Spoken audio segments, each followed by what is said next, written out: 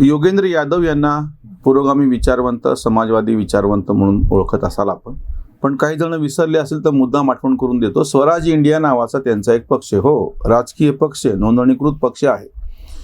जेव्हा त्यांनी ह्या निकालावरती पोटात कोणीतरी गुद्दा मारल्यासारखं वाटतंय अशी जेव्हा प्रतिक्रिया लिहिली आपल्या लेखामध्ये, लोकसत्ताच्या अंकामध्ये रविवारचा त्याचा मराठी अनुवाद आलेला आहे, ते वाचल्याच्या नंतर कोणालाही असं वाटलं, ज्यांना माहिती आहे की त्यांचा राजकीय पक्ष आहे, की यांच्या पक्षाचा पराभव झाला म्हणून असं म्हणत असेल. प्रत्यक्षात यांच्या पक्षानं निवडणूकच लढवली नाही, यांनी एकही उमेदवार उभा केलेला नाही.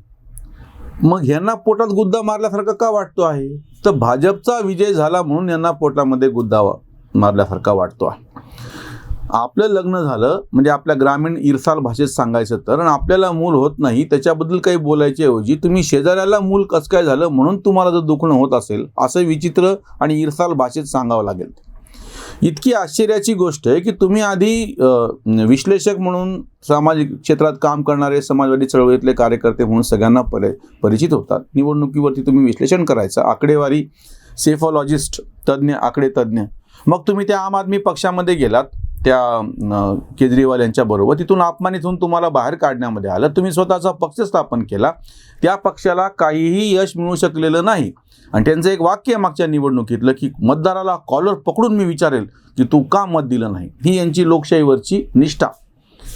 आताच्या निवडणुकीत यांनी कुठलीही निवडणूक लढवलेली नव्हती. समजा असं समजूयात की त्यांचा समाजवादी पक्षाला पाठिंबा, त्यांचं वाक्य आहे, मी आणि राकेश टिकेत यांनी पिच तयार करून दिलं होतं, रोलर फिरवलं होतं, त्यांनी नीट बॉलिंग केली नाही, म्हणजे समाजवादी पक्ष अखिलेश यांनी, आणि म्हणून ते भाजपला आउट करू शकले नाहीत. त्यांचं वाक्य. पोटात गुद्दा मारल्यासारखं वाटतं हे मी म्हटलेलं नाही, ते म्हणताय. आश्चर्य या गोष्टीचं आहे की तुम्ही तुमच्या पक्षासाठी काही बोलणार. जर समजा तुम्हाला भाजपचा राजकीय पराभव करायचा होता तर तुम्ही प्रत्यक्ष निवडणुकीच्या मैदानात उतरून तुमचा पक्ष समजा नाही लढवते, समाजवादी पक्षाशी प्रचारापुरती युती करायची आणि त्याचा प्रचार करायचा आणि भाजपला प्रत्यक्ष मतदानातून हरवून दाखवायचं. कारण की लोकशाहीवरती विश्वास आहे, तुमचंच वाक्य आहे. म्हणजे जसं राज ठाकरे यांनी एक उल्लूपणा मागच्या निवडणुकीत केला होता, निवडणूक लढवलीच नाही, एकही उमेदवार केला नाही, पण लावले तो व्हिडिओ म्हणून भाजपच्या विरोधामध्ये प्रचार केला, भाजप सेनेच्या तेव्हा लोकसभेसाठी. किती आश्चर्याची गोष्ट आहे. लोकशाहीमध्ये तुम्ही मतदान कोणाला तरी निवडून देण्यासाठी करता. याच लोकांनी, हेच उटपटांग लोक ज्यांनी आग्रहाने नोटाचं बटन त्याच्यावरती असावं असा आग्रह केला होता, म्हणजे नॉट अबाउट द ऑल, म्हणजे ह्याच्यापैकी कोणीच नाही. नकारात्मक गोष्टीसाठी लोकशाही नाही. तुमचा विरोध नोंदवायच्या वेगळ्या पद्धती आहेत. म्हणजे तुम्हाला कोणाला निवडून द्यावं म्हणण्याच्या पेक्षा कोणाला देऊ नका असा जर तुम्ही नकारात्मक प्रचार करणार असाल, ही मोठी आश्चर्याची गोष्ट आहे. लोकशाहीमध्ये प्रत्येकाला हक्क आहे, त्यांना आपला पक्ष स्थापन करावा, स्वतः उभं राहावं, अपक्ष उभं राहावं, दुसऱ्यांचा प्रचार करावा. ज्याला पाडायचं आहे त्याला प्रत्यक्ष भौतिकदृष्ट्या लोकांकडून मतदान करून पाडावं. म्हणजे त्या मतदानातून नुसतं असं चर्चा करून, बाकीचं यूट्यूबवरती व्हिडिओ करून, लेख लावून काही होत नसतं. आणि म्हणताना मात्र आता दुःख असं व्यक्त करतायत किंवा जो निकाल येईल तो स्वीकारावा. लोकशाहीमध्ये सगळ्यात महत्त्वाची गोष्ट ही असते की विनम्रपणे लोकांनी दिलेला निकाल तुम्हाला स्वीकारावा लागतो. शांततेच्या मार्गाने सगळं मतदान झालेलं आहे. हे जेव्हा बरं इथंच नाही, यापूर्वीसुद्धा पश्चिम बंगालमध्ये हे संयुक्त किसान मोर्चावाले सगळे तिथं गेले होते भाजपच्या पराभवासाठी. प्रत्यक्षात भाजपला 3 वरून 77 जागा भेटल्या आमदारकीच्या, त्यांना 38% मतं भेटले. यांनी काय नेमका कोणाचा पराभव केला हेच जाणे. आताच्याही या निवडणुकीमध्ये फार मोठ्या प्रमाणात आम्ही पिच तयार केलं असं यांचंच म्हणणं आहे. प्रत्यक्षात काय झाले ती गोष्ट वेगळी. म्हणजे बरं हेच नाही, बाकीचेही पत्रकार, राजदीप सरदेसाई इतके उखडून बोलतायत त्या भाजपच्या प्रवक्त्या अमित मालदी यांच्या बरोबर. कशासाठी चालू आहे हे सगळं? की तुमचा जो काही अजेंडा असेल, तुमचा तो एखादी पक्ष आणि संघटना म्हणून स्वतंत्रपणे असू शकतो. जर तुम्ही स्वतःला पत्रकार किंवा विश्लेषक म्हणून घेत असाल तर तुम्हाला हा अधिकार नाही. हां, तुम्ही तुमच्या पराभवाचं विश्लेषण करा, तुम्ही त्यांच्या विजयाबाबतीत तुमचे जे आक्षेप असतील ते वैचारिकदृष्ट्या नोंदवा. पण पोटात गुद्दा मारल्यासारखं वाटतंय किंवा ह्यांना जी अस्वस्थता आलेली ही काय गोष्ट आहे? रवीश कुमार कायमस्वरूपी डर का माहोल अजूनही सांगताय. म्हणजे कोरोना आणि बाकी सगळ्या वातावरणामध्ये सुद्धा भाजपनी 4 जागी निवडणुका जिंकल्या असं वाक्य आहे त्यांचं. म्हणजे ही विश्लेषणाची नेमकी काय पद्धत आहे? ही लोकशाहीची जी प्रक्रिया आहे ती गेल्या कित्येक वर्षांपासून अशीच चालू आहे ना. काँग्रेसच्या जे बाकीचे नेते आहेत त्यांनी वेगवेगळ्या पद्धतीनं आक्षेप घेणं, EVM वरतीच आक्षेप घेणं, ते तर आता सर्व मान्य झालेले, त्यावर काही चर्चा पण करायची गरज नाही. समाजवादी पक्षाचे नेते प्रवक्ते काय बोलतात ह्यांची आपण चर्चा करायची गरज नाही. पण हे स्वतःला विचारवंत पत्रकार म्हणून घेणारे आत्ताच्या निकालाच्या बाबतीमध्ये जेव्हा किंवा अभिसार शर्मा असो, तुम्ही ह्या सगळ्यांची भाषणं बघा, किंवा मराठीमध्ये त्याच योगेंद्र यादवांच्या लेखाच्या वरती सुहास पळशीकरांचा लेख आहे आणि त्याच्यामध्ये बरं यांचं दुखणं असं झालेलं आहे की पर्याय म्हणून पंजाबामध्ये जो दुसरा पक्ष निवडून आलेला आहे आप, भाजपच्या शिवाय, खरं तर यांना आनंद व्हायला पाहिजे होता की भाजप तिथं एरवी काही नव्हतं, आताही काही नाही आला. पण यांचं दुखणं असं आहे, म्हणजे निदान योगेंद्र यादवांचं तरी, की हे आपमध्ये होते ना अपमानित म्हणून त्यांना बाहेर काढण्यात आलेलं आहे. म्हणजे ह्यांना आपचे कौतुक करायचं नाही. जो एक राजकीय पर्याय म्हणून समोर आला होता आणि सुहास पळशीकर अतिशय खोटारडेपणानं त्यांच्या लेखात असं म्हणतात, एक उपटसुंब कोणीतरी पक्ष येतो आणि जिंकतो. उपटसुंब कसा ठरेल? 2004ला आणि त्याच्या आधी आंदोलनापासून बघितलं तर केजरीवाल गेल्या 10 वर्षापासून भारतीय राजकारण आणि समाजकारणामध्ये समोर आहेत. त्यांनी पक्ष स्थापन केला, दिल्लीची निवडणूक जिंकली, पंजाबमध्ये त्यांचे 1-2 नाही 4 खासदार यापूर्वी निवडून आलेले होते. या विधानसभेत म्हणजे पंजाबच्या विधानसभेमध्ये त्यांचे 20 आमदार होते. असं असताना तुम्ही त्यांना उपटसुंब म्हणता. म्हणजे भाजपवरती तर तुमची टीका आहे तो एक भाग झाला, आम आदमी पक्षाच्या यशाच्या बाबतीमध्ये तुम्ही त्यांना उपटसुंब कशाच्या आधारावरती म्हणता? मी ह्यांचं नेमकं काय म्हणणं काय? लोकांनी शांतपणे EVM वरती जाऊन मतदान केलं. जवळपास कुठल्याही केंद्रावरती 5 राज्यांमध्ये कुठेही रिपोलिंग पुनर्मतदानाची वेळ आलेली नाही. एखादी काही घटना असेल तर माझ्या निदर्शनास आणून द्या. उत्तर प्रदेशसारख्या इतक्या मोठ्या राज्यामध्ये जिथून 80 लोकसभेचे खासदार निवडले जातात, त्या राज्यांमध्ये इतका 7 टप्प्यामध्ये शांततेत मतदान पार पडलं. लोक EVM वरती गेले. EVMच्या पण तक्रारी अधिकृतरित्या आलेल्या नाही आहेत. ह्यांनी ज्याला व्हिसल ब्लोइंग म्हणतात, म्हणजे फुकट अफवा पसरवणे, त्याचं सोडलं. प्रत्यक्षामध्ये रिपोलिंग कुठेही करावं लागलं नाही. हिंसाचाराची घटना कुठेही झाली नाही. आता ह्यांचं OBC सारख्यांनी आरोप करणं मी समजू शकतो की लोकांच्या डोक्यामध्ये चीप बसवलेली. आता ह्यांच्या ज्या युक्तिवादाला कसलाच अर्थ म्हणजे कसलाच प्रतिवाद करता येत नाही. मी त्यांचं समजू शकतो ते राजकीय पक्ष कशा पद्धतीनं बावचळलेले आहेत ते पराभवामुळे. त्याच्यावरती आम्ही एक व्हिडिओ पण केला.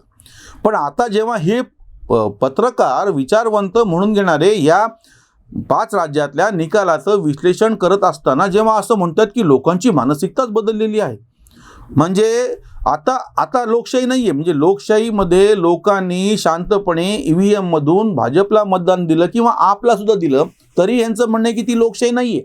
म्हणजे यांचं म्हणणं असं आहे की जर लोकांनी ह्यांना मतदान केलं शांततेनं तरच लोकशाही आहे, पण त्या शांतपणे त्यांना जर मतदान केलं दुसऱ्यांना म्हणजे भाजपला आणि आपला तर मात्र लोकशाही नाही. अशा प्रकारच्या युक्तिवादांना अर्थ काय, ह्याचा प्रतिवाद तरी काय म्हणून करायचा? स्वतःला वैचारिक म्हणून घेणारे, त्या क्षेत्रात वावरणारे, पत्रकार असणारे हे लोक इतक्या म्हणजे कुठल्या द्वेषापोटी, यांना कुठली कावीळ झालेली, यांना किमान जे काही सत्य समोर आलेले ते पण पाहायचं नाही, म्हणजे ही किती आश्चर्याची गोष्ट आहे. या पुढच्या निवडणुका म्हणजे आता बरं ह्याला तुम्ही सेमीफायनल आहे असं तुम्ही कशामुळे जाहीर ढोल बडवून सांगितलं होतं? उत्तर प्रदेशमधली निवडणूक कशी लिटमस टेस्ट आहे हे सगळे लोक आधी लिहित होते आणि त्यांना असं वाटत होतं की समाजवादी पक्षाचे अखिलेश यादव त्यांच्या मागे हे सगळ्यांनी स्टेक लावून ठेवला होता, त्यांच्यासाठी पिच तयार करून ठेवलं होतं, ते जिंकतील आणि मग आपल्याला म्हणता येईल की आम्ही आधीच म्हणलो होतो की हे सगळी कशी लिटमस टेस्ट आहे आणि त्याच्यामुळे बघा आता इथं हे हारले, आता ते काय सार्वत्रिक निवडणुकीमध्ये सुद्धा लोकसभेसाठी हारणार. पण प्रत्यक्षात झालं उलटं. समाजवादी पक्ष जिंकू नाही शकला, भाजपनेच परत सत्ता राखली. आता हे असं म्हणतायत म्हणजे सुहास पळशीकर की तसं नाही, म्हणजे काय प्रत्येक राज्यातलीच निवडणूक महत्त्वाची असती, अजून खूप राज्य आहेत, त्याच्यामुळे हे काही सेमीफायनल होती, क्वार्टर फायनल होती असं काही म्हणता येत नसतं. अरे तुम्ही सगळे लोक आधी कुठल्या भाषेमध्ये बोलत होतात?